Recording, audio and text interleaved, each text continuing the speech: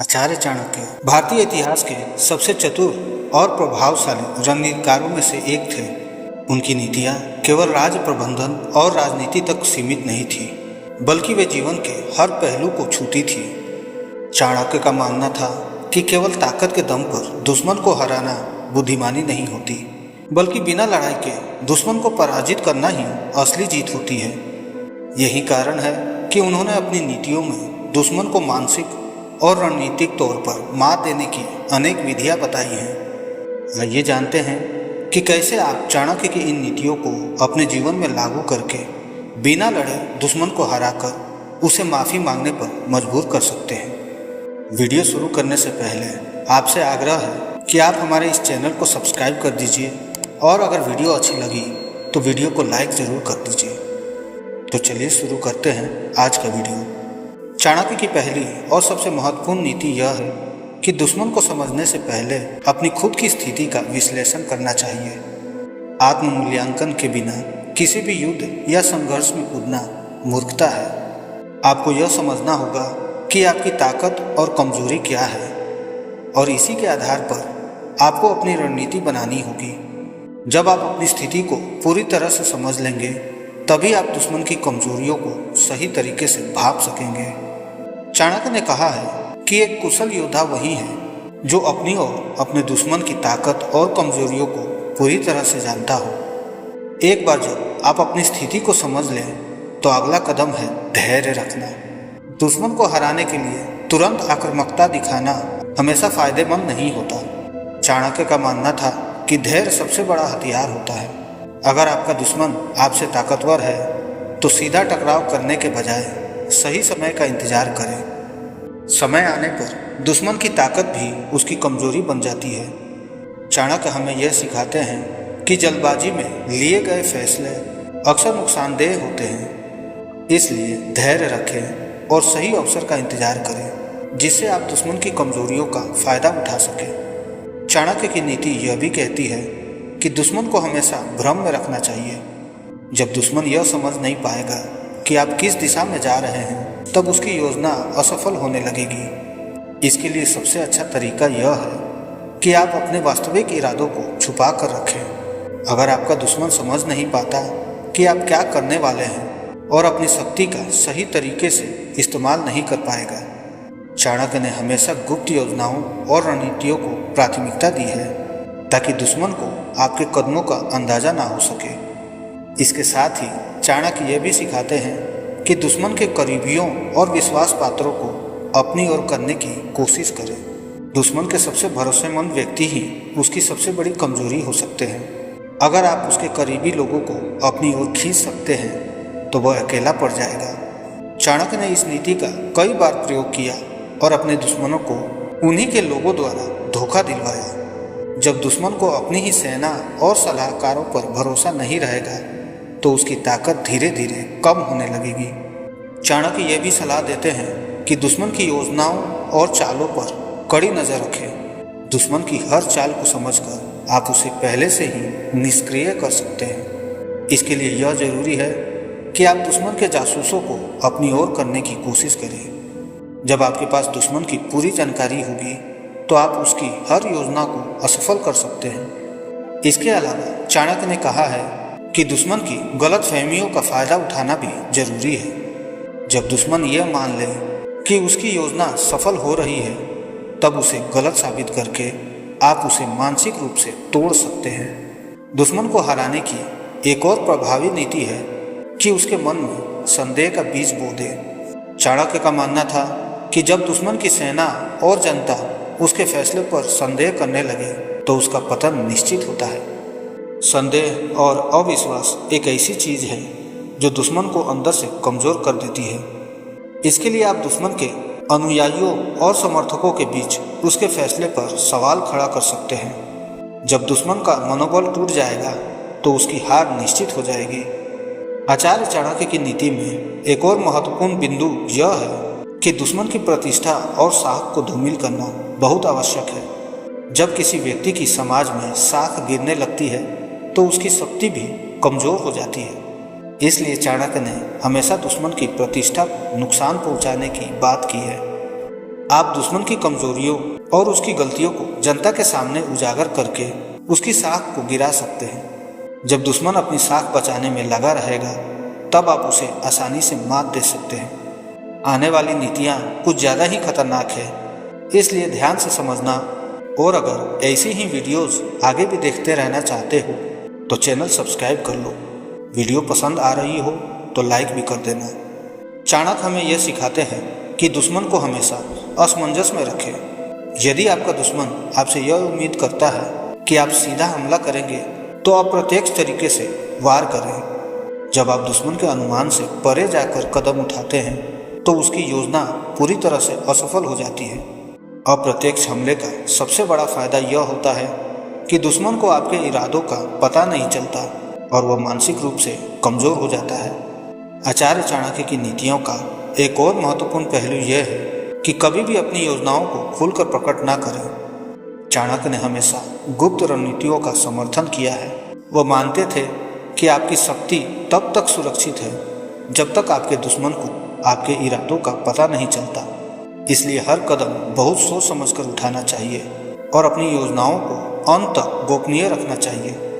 जब आप अपने दुश्मन को इस असमंजस में डाल देंगे कि आपकी अगली चाल क्या होगी तो वह खुद ही भ्रमित हो जाएगा और गलतियां करना शुरू कर देगा। दुश्मन की यह भ्रम की स्थिति आपकी जीत को और सुनिश्चित कर देती है। चाणक्य ये भी कहते थे कि कभी भी दुश्मन को कमजोर ना समझे, भले ही वो आपको कमजोर लगे।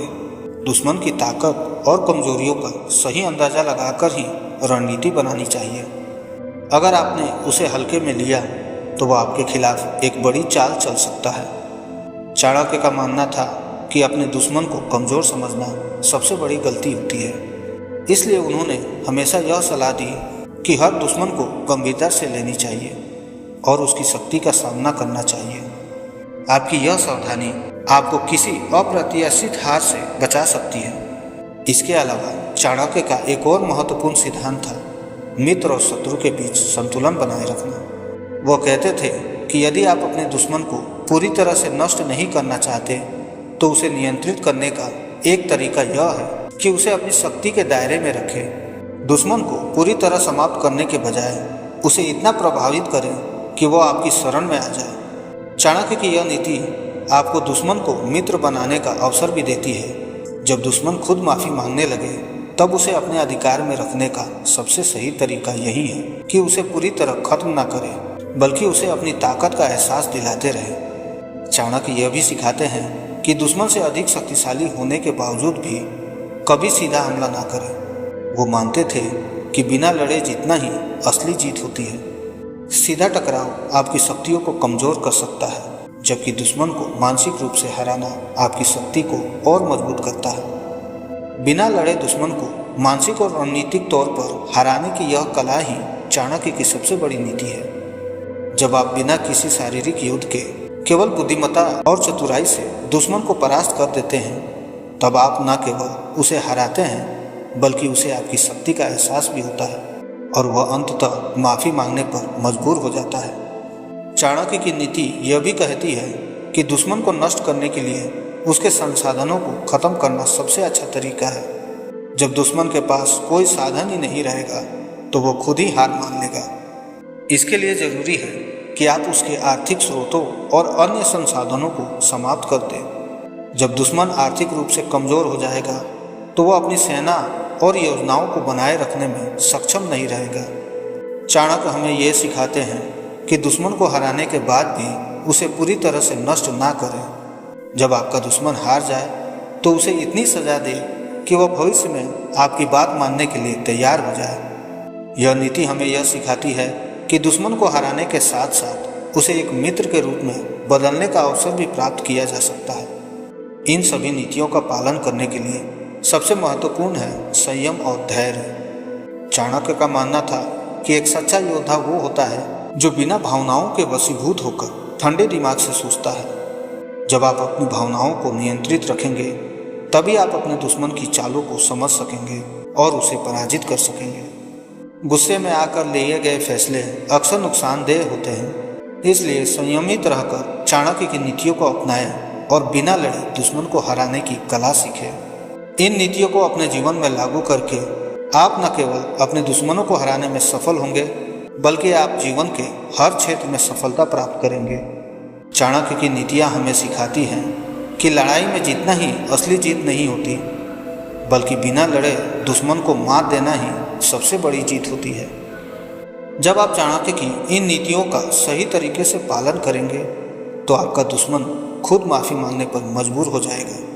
चाणक्य का मानना था कि युद्ध में जीतने से कहीं बेहतर होता है शांति से बिना किसी खून खराबे के अपने शत्रु को हराना। तो आइए जानते हैं कि कौन सी वो 10 नीतियां हैं जिनका इस्तेमाल कर आप बिना लड़े ही शत्रु को मात दे सकते हैं। दुश्मन को बिना लड़े हराने की पहली नीति है शत्रु की कमजोरी पहचानना और उसका फायदा उठाना। चाणक्य का कहना था कि हर शत्रु की कोई ना कोई कमजोरी जरूर होती है, जिसे अगर सही तरीके से पहचाना जाए और उस पर ध्यान दिया जाए तो बिना लड़े भी उसे पराजित किया जा सकता है। कमजोरियों की पहचान एक सूक्ष्म और विचारशील प्रक्रिया है, जहां आपको अपने शत्रु की गहरी पड़ताल करनी होती है। जैसे कि अगर आपका शत्रु बहुत ज़्यादा लालची है तो आप उसकी इस कमजोरी का फायदा उठाकर उसे अपने पक्ष में कर सकते हैं। उदाहरण के लिए एक व्यापारिक सौदे का लालच देकर आप उसे आसानी से अपनी तरफ खींच सकते हैं। लालच के जाल में फंसकर वो अपनी असली योजना से भटक जाएगा और आपकी चाल में फंस जाएगा। इस तरह बिना किसी टकराव के आप अपनी समस्या का समाधान कर सकते हैं और शत्रु पर विजय पा सकते हैं। यह नीति इस बात पर भी आधारित है कि आप शत्रु को उसकी कमजोरी के आधार पर कैसे नियंत्रित कर सकते हैं, जिससे वो खुद ही आपकी शर्तों पर चलने लगे। दुश्मन को बिना लड़े हराने की दूसरी नीति है शत्रु के साथ विश्वास का खेल खेलना। चाणक्य ने बताया है कि अगर आप अपने शत्रु को विश्वास दिला दें कि आप उसके साथ हैं या उसकी सोच का समर्थन करते हैं तो वह आपकी असली योजना से अनजान रहेगा। विश्वास का यह खेल एक मानसिक युद्ध की तरह होता है, जहां शत्रु आपकी तरफ होने के भ्रम में खुद को सुरक्षित समझता है। इस नीति का उपयोग करके आप उसे उसकी ही चाल में फंसा सकते हैं। उदाहरण के लिए अगर आपका शत्रु किसी योजना पर काम कर रहा है और आपको उससे बचना है तो आप उसके सामने ऐसा दिखा सकते हैं कि आप उसकी योजना का समर्थन कर रहे हैं। इससे वो निश्चित होकर अपनी योजना पर काम करता रहेगा और जब सही समय आएगा तो आप उसे उसकी ही योजना में मात दे सकते हैं। शत्रु को यह एहसास तक नहीं होगा कि उसकी सफलता का मार्ग उसके विनाश की ओर ले जा रहा है। यह रणनीति शत्रु के आत्मविश्वास को कमजोर करने का भी काम करती है, क्योंकि वह आपकी तरफ से किसी खतरे का उम्मीद नहीं करता। दुश्मन को बिना लड़े हराने की तीसरी नीति है समय का सही उपयोग करना। चाणक्य का मानना था कि सही समय पर सही कदम उठाने से आप बिना किसी संघर्ष के शत्रु को हरा सकते हैं। समय का सही उपयोग आपके शत्रु के कमजोर पलों में फायदा उठाने का मौका देता है। इस नीति का पालन करने के लिए आपको धैर्य और बुद्धिमानी की जरूरत होती है। उदाहरण के लिए अगर आपका शत्रु किसी मुश्किल समय से गुजर रहा है, जैसे कि आर्थिक संकट या आंतरिक संघर्ष, तो यह समय आपके लिए सबसे उपयुक्त हो सकता है कि आप उसे बिना लड़े हरा दें। सही समय पर अपने कदम उठाकर आप शत्रु को आसानी से पराजित कर सकते हैं। यह नीति शत्रु की कमजोरियों का इंतजार करने और फिर उस समय पर हमला करने की वकालत करती है जब वो सबसे ज़्यादा असहाय है। समय की सही समझ और उसका लाभ उठाना ही आपको शत्रु पर विजय दिलाता है। बिना किसी संघर्ष के दुश्मन को बिना लड़े हराने की चौथी नीति है शत्रु को भ्रमित करना। चाणक्य का कहना था कि शत्रु को अगर सही तरीके से भ्रमित किया जाए तो अपने ही जाल में फंस सकता है। आप उसे गलत जानकारी देकर उसके सामने ऐसी स्थितियां उत्पन्न कर सकते हैं जहां वो अपनी योजना को ठीक से लागू ना कर सके। भ्रम पैदा करने की यह कला एक सूक्ष्म रणनीति है जो शत्रु को मानसिक रूप से कमजोर कर देती है। उदाहरण के लिए अगर आपका शत्रु किसी विशेष दिन पर आपके खिलाफ योजना बना रहा है तो आप उसे यह भरोसा दिला सकते हैं कि आप उस दिन कहीं और व्यस्त हैं। इस भ्रम में फंसकर वो अपनी योजना को सही तरीके से लागू नहीं कर पाएगा और आप उसे बिना किसी टकराव के साथ मात दे सकते हैं। शत्रु को गलत जानकारी देकर उसे उसकी ही चाल में उलझाना एक बेहद कारगर तरीका है, जिससे वो खुद ही अपनी हार की नींव रखता है। इस नीति के जरिए आप शत्रु को उसकी ही सोच के जाल में उलझा सकते हैं जहां से निकल पाना उसके लिए असंभव हो जाता है। दुश्मन को बिना लड़े हराने की पांचवी नीति है शत्रु को मित्र बनाना। चाणक्य का मानना था कि अगर आप अपने शत्रु को मित्र बना ले तो आप बिना लड़े भी जीत सकते हैं। यह नीति तब काम आती है जब आपके पास सीधी लड़ाई का विकल्प नहीं होता। शत्रु के साथ बातचीत करके उसे आपके पक्ष में करने की कोशिश करें। यह नीति एक प्रकार का मानसिक और भावनात्मक खेल है, जहां आप शत्रु के दिल और दिमाग को जीतने की कोशिश करते हैं। उदाहरण के लिए, अगर आपका शत्रु एक शक्तिशाली व्यक्ति है और आप उससे लड़ाई में जीतने की स्थिति में नहीं हैं, तो आप उसे दोस्त बना सकते हैं और उसके साथ मिलकर काम कर सकते हैं। इस तरह शत्रुता को समाप्त करके आप बिना किसी युद्ध के ही विजय प्राप्त कर सकते हैं। दोस्ती का यह तरीका आपको न सिर्फ शत्रु से बचाता है, बल्कि उसे आपकी तरफ खींचकर उसे आपके सहयोगी में बदल देता है।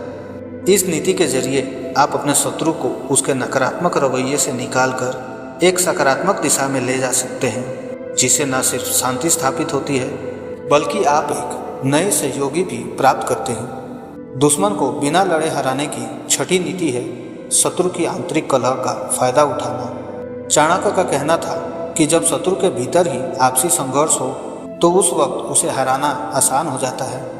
शत्रु के आंतरिक झगड़ों को समझकर और उनका फायदा उठाकर आप बिना लड़े उसे कमजोर कर सकते हैं। यह नीति इस बात पर आधारित है कि शत्रु के भीतर के विवाद और मतभेद उसे अंदर से तोड़ सकते हैं। उदाहरण के लिए, अगर आपके शत्रु के संगठन में आपसी मतभेद है तो आप उन मतभेदों को और गहरा कर सकते हैं। ऐसा करने से शत्रु का ध्यान आप पर नहीं बल्कि अपने आंतरिक संघर्षों पर चला जाएगा और वह खुद ही हार जाएगा। इस नीति का सही इस्तेमाल करके आप शत्रु की एकता को तोड़ सकते हैं, जिससे वह अपने ही साथियों के बीच उलझकर कमजोर हो जाएगा। यह एक सूक्ष्म लेकिन प्रभावी रणनीति है जो शत्रु को अंदर से खत्म कर देती है। दुश्मन को बिना लड़े हराने की सातवीं नीति है शत्रु को लालच देकर अपनी तरफ करना। चाणक्य का मानना था कि लालच एक ऐसा हथियार है जिसका सही उपयोग करके आप शत्रु को बिना लड़े ही हरा सकते हैं। अगर आपका शत्रु किसी चीज़ का भूखा है तो उसे वही चीज़ देने का वादा करके आप उसे अपने पक्ष में कर सकते हैं। लालच की इस नीति का सही उपयोग करके आप शत्रु को उसकी ही लालसा के जाल में फंसा सकते हैं। उदाहरण के लिए, अगर आपका शत्रु ताकत और सत्ता का भूखा है तो आप उसे अपनी तरफ खींचने के लिए सत्ता का लालच दे सकते हैं। इस तरह वो आपका सहयोगी बन सकता है और शत्रुता समाप्त हो सकती है। यह नीति इस बात पर भी जोर देती है कि शत्रु के मन में वो चीज़ डाल दी जाए जिसकी उसे तलाश है, ताकि वो आपकी शर्तों पर आने के लिए मजबूर हो जाए। लालच का सही इस्तेमाल करके आप न सिर्फ शत्रु को हरा सकते हैं, बल्कि उसे अपनी तरफ खींचकर उसे आपके हित में काम करने के लिए मजबूर कर सकते हैं। दुश्मन को बिना लड़े हराने की आठवीं नीति है शत्रु के मित्रों को अपने पक्ष में करना। चाणक्य ने कहा है कि अगर आप शत्रु के करीबियों को अपने पक्ष में कर ले तो शत्रु को आसानी से हरा सकते हैं। शत्रु के मित्र जो उसके साथ खड़े होते हैं, अगर आपके साथ आ जाए तो शत्रु कमजोर पड़ जाएगा। यह नीति इस बात पर आधारित है कि शत्रु की ताकत उसके समर्थकों और साथियों में होती है। उदाहरण के लिए, आपके शत्रु के कुछ करीबी मित्र या सहयोगी हैं तो आप उन्हें अपनी तरफ करने की कोशिश करें। इससे शत्रु को अकेलापन महसूस होगा और उसकी शक्ति कम हो जाएगी, जिससे आप बिना लड़े ही जीत सकते हैं। इस नीति के तहत आप शत्रु के करीबियों को अपनी तरफ करके उसकी एकता और ताकत को तोड़ सकते हैं। इस तरह शत्रु को कमजोर करने का सबसे आसान तरीका यही है कि उसके समर्थकों को अपनी तरफ कर लिया जाए, जिससे वह अकेला पड़ जाए और आपकी योजना के आगे घुटने टेकने को मजबूर हो जाए। दुश्मन को बिना लड़े हराने की नवीं नीति है शत्रु के खिलाफ अफवाहें फैलाना। चाणक्य का मानना था कि अगर शत्रु के खिलाफ सही तरीके से अफवाहें फैलाया जाए तो वह खुद ही कमजोर पड़ सकता है। अफवाहों का असर शत्रु की छवि और आत्मविश्वास पर पड़ता है, जिससे उसकी स्थिति कमजोर हो जाती है। अफवाहों का खेल एक बहुत ही सटीक और संवेदनशील रणनीति है, जिसका सही इस्तेमाल करने से शत्रु खुद ही अपनी हार की नींव रखता है। उदाहरण के लिए, अगर आपके शत्रु के बारे में कोई ऐसी अफवाह फैलाया जाए कि वह अपने ही लोगों के साथ विश्वासघात कर रहा है तो उसके समर्थक उससे दूर हो सकते हैं। इस तरह शत्रु का समर्थन कम हो जाएगा और वह कमज़ोर हो जाएगा।